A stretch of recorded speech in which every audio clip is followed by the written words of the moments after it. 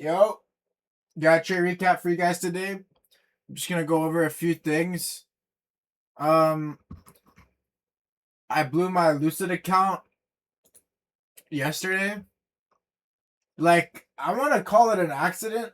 I want to call it an accident because I thought 48 was my minimum balance, but I had already made 1,000 on the account, so the minimum balance was actually 49.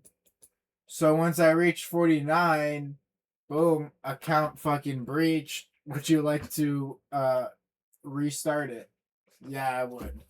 So yeah, after honestly trading the account really well, being up a band on it, I kind of know where I'm going wrong now. My risk management needs to be increased. Like I think I'm slow. I think I'm being too um pussy in a way. Like I'm not going for as much as I'm not putting enough risk on the table as I need to be doing. Obviously now I didn't put a lot of risk on the table because my account is already $500 in drawdown. So I'm trying to get it back up to the 50, and then I'm gonna increase risk. But my plan is, as I make money, I increase risk. As I make, I increase and I increase and I increase. And I kind of have my own way in my head how I'm gonna do that. But yeah, so yesterday I did not post a trade recap simply because the trade was just fucking stupid, to be honest with you. Like, where was it? I don't know. It was a very clear bearish day, but we just did not deliver. And then in terms of blowing my funded account, yeah, so I'd explain that. I thought I had another 1,000, so I continued to trade. And that trade that I actually took did end up playing in my favor. It's just unfortunate that it put me into drawdown first and then took me out.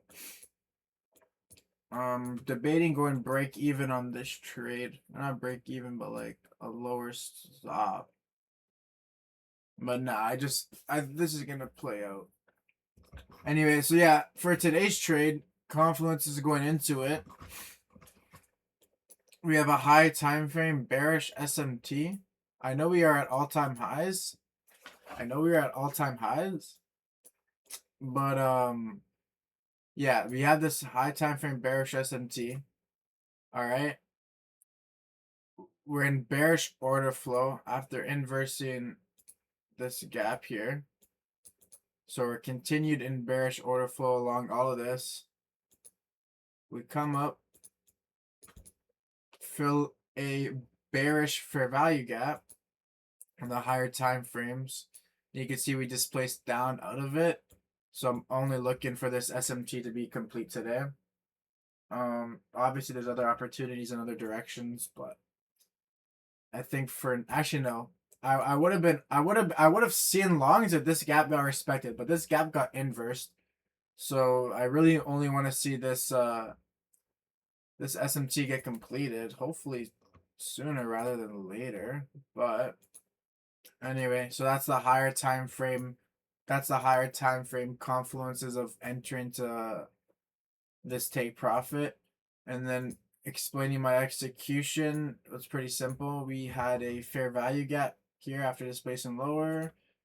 Had a fair value gap here. We filled the fair value gap on ES. We don't fill it on NASDAQ, but what we do on the 1 minute is create a bearish SMT from it.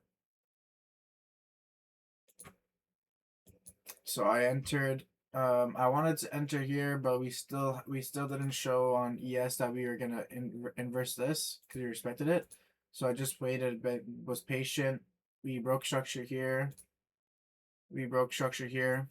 Yeah, we broke structure here. Waited for a little bit of a pullback. Entered to shorts, and yeah, that was my trade.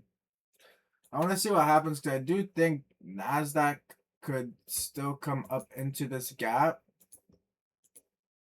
fill it, and then come down. That's another reason why I didn't go with a lot of risk either. It's because if that does happen, I'll re-enter shorts to those lows because buddy, we got the SMC. We got now we're putting in like damn near not equal lows, but relative equal lows. So yeah, I'll just re-enter that. So yeah, that's a trade for today. Yeah, dude, earlier this week cooked me psychology wise. I'm not gonna lie, but we're back and we're gonna do better, boys. Take care. Peace.